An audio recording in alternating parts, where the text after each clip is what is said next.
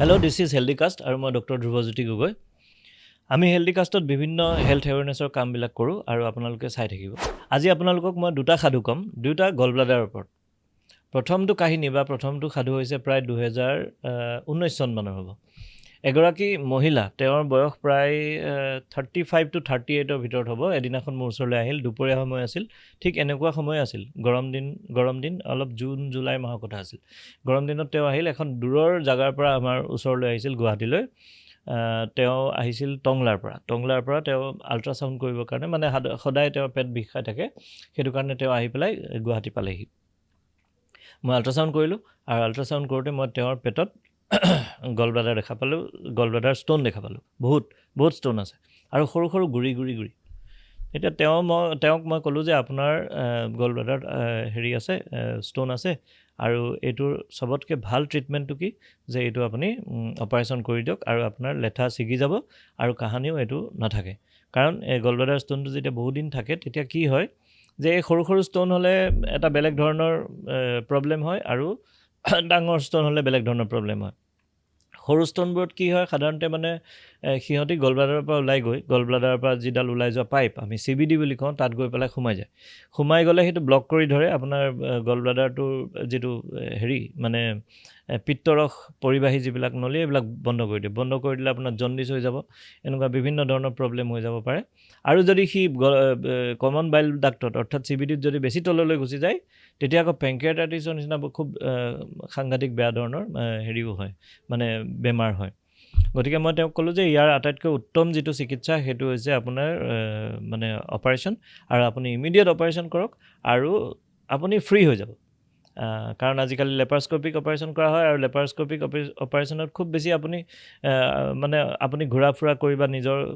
যাৱতীয় কামখিনি কৰিবলৈ এসপ্তাহৰ পৰা 10 দিন লাগিব। তাৰপিছত আপুনি একদম ফ্ৰীলি নৰ্মেলি কাম কৰিব পাৰিব। আৰু দ্বিতীয় বা তৃতীয়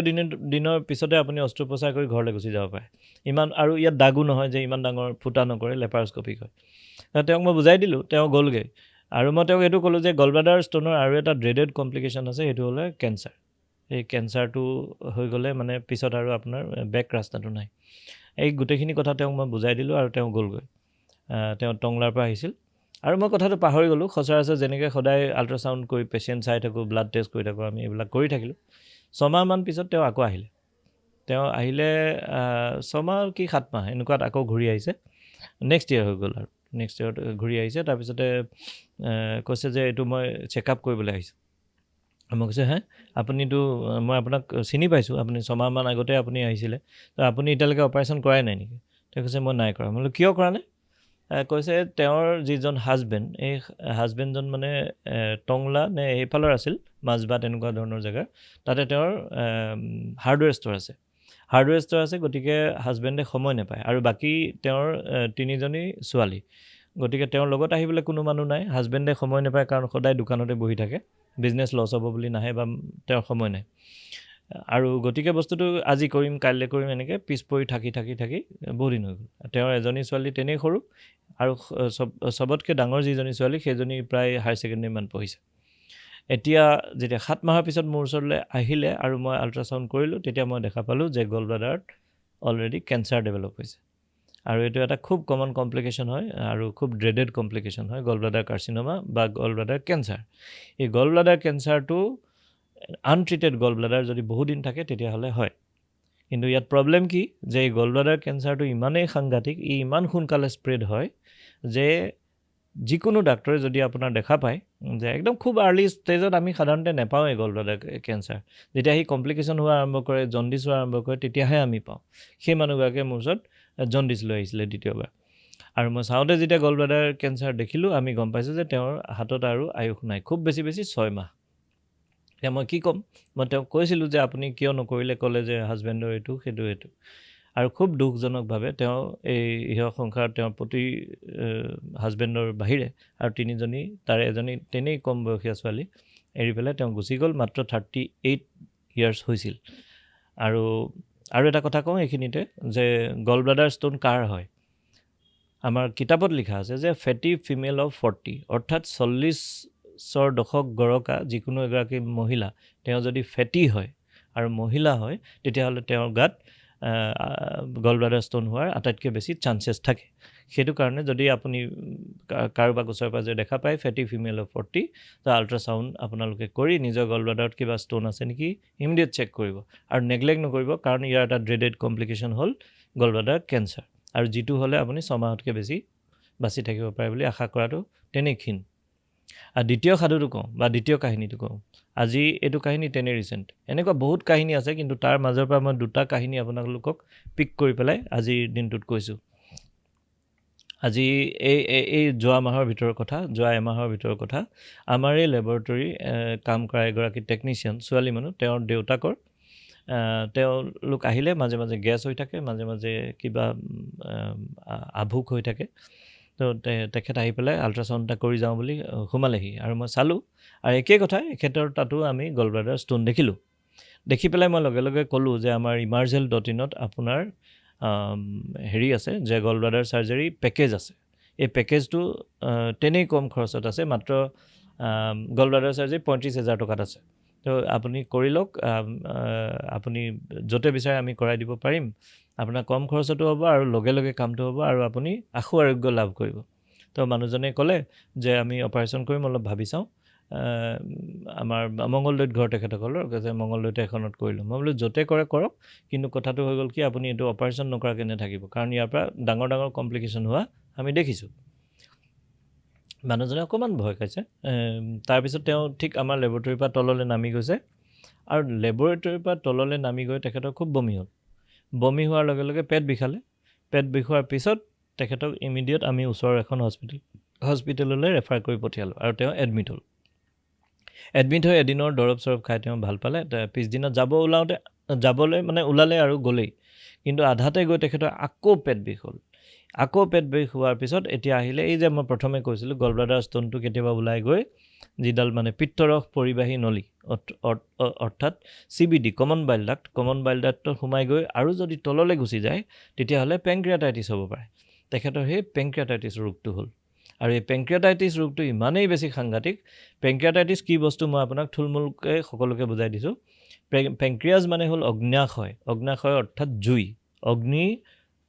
য'ত জমা হৈ থাকে এনেকৈ আমাৰ অসমীয়াত ট্ৰান্সলেশ্যন কৰা হয় অগ্ন্যাশয় মানে জুইৰ নিচিনা এটা গ্ৰন্থি এতিয়া কি হয় তাৰ পৰা আমাৰ যি হজম কৰা যিবিলাক মানে আমাৰ ৰস সেই ৰসবিলাক বনাই আপোনাৰ মষ্টলি পেংক্ৰিয়াজে ই কাৰ্বহাইড্ৰেট প্ৰটিন ফেট সব হজম কৰিব পাৰে অৰ্থাৎ যিকোনো বস্তু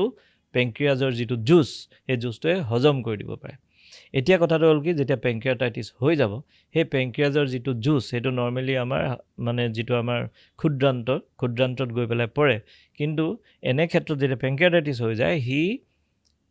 যিকোনো জেগাত ওলাই যাব পাৰে পেংক্ৰিয়াজৰ পৰা আৰু ইভেন সি ইমানেই কাঢ়া এই জুচবিলাক যে সি নিজকে নিজে খাই দিব পাৰে বা নিজকে নিজে হজম কৰি দিব পাৰে ইভেন পেংক্ৰিয়াজৰ ৰসে হজম কৰি দিব পাৰে লগতে আমাৰ গোটেই শৰীৰত য'তে পেংক্ৰিয়াজৰ জুচ লাগিব প্ৰতিটো অংগ সি হজম কৰি দিব পাৰে অৰ্থাৎ গলাই দিব পাৰে আৰু তেওঁ সেইটোৱে ৰোগ হ'ল কাৰণ তেওঁ কিবা কাৰণত মানে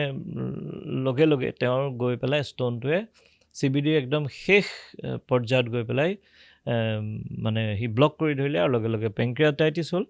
আৰু পেংক্ৰিয়াটাইটিছ হোৱাৰ লগে লগে সেই মানুহজন এখন গুৱাহাটীৰ ডাঙৰ হস্পিটেলত গৈ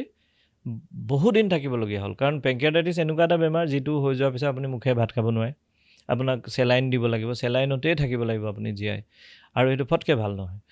ভাল নহয় গতিকে সেই কামটোত তেখেতক ঠিক ঠাক কৰিবলৈ প্ৰায় এসপ্তাহৰ পৰা 10 দিন গ'ল এতিয়া তেওঁৰ এইটো বেড লাক যে তেওঁ সময় নাপালে অপাৰেশ্যন কৰিবলৈ কিন্তু আপোনালোকে চাওক এই যে যদি তেওঁ অপাৰেশ্যন কৰিব পাৰিলেহেঁতেন বাচি গ'লহেঁতেন আৰু নকৰাৰ কাৰণে কি হ'ল যে তেওঁৰ 7 দিন বা 10 দিন হস্পিটেল এডমিশ্যন লগতে আপোনাৰ যিখিনি যাৱতীয় দৰৱ জাতি এই গোটেইখিনি আহিলে আৰু তেওঁ বহুত খৰচ হ'ল বহুত বেছি খৰচ আৰু আপোনালোকে জানে আজিকালি চিকিৎসা সেৱাৰ খৰচ কেনেকৈ ঊৰ্ধ্বমুখী হৈছে গতিকে মই সকলোকে এই দ্বিতীয় কাহিনীৰ যোগেদি কওঁ যে এখেতৰ বেয়া লাগ আছিলে যে আমাৰ ইয়াৰ পৰা ওলাই যাওঁতে লেবৰেটৰীৰ পৰা তলই নাপালেগৈ তেওঁ পেংক্ৰিয়াটাইটিছ আৰম্ভ হৈ গ'ল কিন্তু যদিহে আপোনালোকে ইভেন গম নোপোৱাকৈও আপোনালোকৰ গল ব্লাডাৰ ষ্ট'ন আছে ডু নট নেগলেক্ট কাৰণ ই আপোনাৰ কেঞ্চাৰো কৰিব পাৰে ই আপোনাৰ পেংক্ৰিয়াটাইটিছো কৰিব পাৰে আৰু এইটো এটা খুব বেয়া কমপ্লিকেশ্যন আৰু নহ'লেও ই নিজে নিজে গল ব্লাডাৰ ষ্ট'নে আপোনাক কলেচিষ্টাইটিছ কৰি পেটৰ বিষ কৰিব পাৰে আৰু কলেচিষ্টাইটিছ হৈ গ'লে এইটো খুব ভালেই কাৰণ আপুনি গম পাব আপোনাৰ ষ্ট'ন আছে তেতিয়া আপুনি অপাৰেশ্যন কৰি ফ্ৰী হৈ যাব কিন্তু প্ৰব্লেম ক'ত আছে যদি সি আপোনাক জানিব নিদিয়ে মনে মনে কেঞ্চাৰ হৈ যায় সেইটো নাম্বাৰ 1 প্ৰব্লেম আৰু দ্বিতীয় প্ৰব্লেম হৈছে বহুদিন মনে থকাৰ পিছত যদি হঠাতে তাৰ এটা টুকুৰা CBDত গৈ তল অংশত পালেগৈ আৰু পেংক্ৰিয়াটাইটিছ হ'ল তেতিয়াহ'লে সেইটো আৰু ডাঙৰ প্ৰব্লেম গতিকে এইখিনি কথা মনত ৰাখিব বহুতে আমাক সোধে যে গলব্লাডাৰ ষ্ট'ন কিয় হয় মই আপোনাক বুজাই দিলোঁ যে আটাইতকৈ কমনেষ্ট যাৰ মাজত দেখা যায় সেয়া হ'ল ফেটি ফিমেল অফ 40 আৰু দ্বিতীয় যিকোনো কাৰণত হ'ব পাৰে গলব্লাডাৰ ষ্ট'নৰ কোনো কাৰণ পিন পইণ্ট কৰি আজিলৈকে উলিয়াব পৰা হোৱা নাই গতিকে ইয়াৰ উত্তম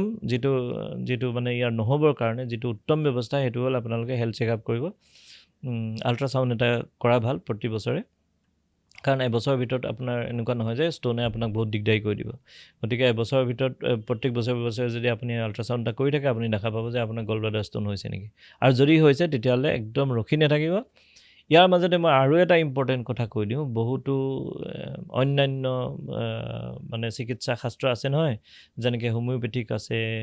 ইউনানী আছে বিভিন্ন ধৰণৰ আছে আজিকালিতো আৰু কিবা কিবি ওলাই গৈছে যিবিলাক অল্টাৰনেটিভ মেডিচিনৰ পাঠ তো সেইবিলাক মানে কি হৈছে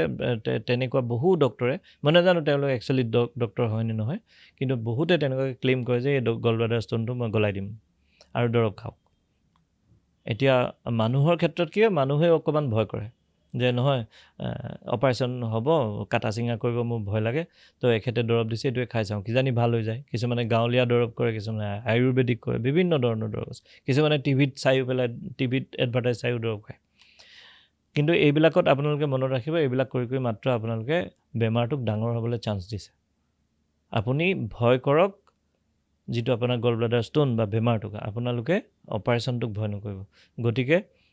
স্বাস্থ্য পৰীক্ষা কৰাব নিয়মিতভাৱে আৰু যদি গলব্লাডাৰ ষ্ট'ন ওলায় আজি মই গলব্লাডাৰ ষ্ট'নৰ কথাই কৈছোঁ বাকীবিলাক কেতিয়াবা অন্য দিনে এনেকৈ আমি চিৰিয়েলি গৈ থাকিম আজি মই এইটোৱে কৈছোঁ যে দুটা সাধু ক'লোঁ দুইটাতে কেনেধৰণে পেচেণ্টৰ ক্ষতি হ'ল আপোনালোকে দেখিলে সেই পেচেণ্টজন আপুনিও হ'ব পাৰে সেইটো কাৰণে নিয়মিতভাৱে স্বাস্থ্য পৰীক্ষা কৰাব আৰু গলব্লাডাৰ ষ্ট'ন যদিহে ওলায় বিশ্বাস নকৰিব কোনোবা বাবাজী যিয়ে নহওক যে আপোনাক ষ্ট'ন গলাই দিব কাৰণ সেইটো কৰি আপুনি আপোনাৰ বেমাৰটো ডাঙৰ হ'বলৈ চান্স দিছে গতিকে আজি ইমানতে সামৰোঁ আপোনালোকে মনত ৰাখিব এইখিনি কথা আৰু এই হেল্ডিকাষ্ট চেনেলটো ইউটিউবৰ আপোনালোকে ছাবস্ক্ৰাইব কৰি দিব কাৰণ আমি আপোনালোকলৈ এনেকুৱা ভাল কথা লৈ বা আপোনালোকৰ যিবিলাকত লাভ হ'ব এনেকুৱা কথা লৈ বহুত এপিছ'ড আনি থাকিম আপোনাৰ লাইক আৰু ছাবস্ক্ৰাইবটোৱে আমাক প্ৰেৰণা দিব থেংক ইউ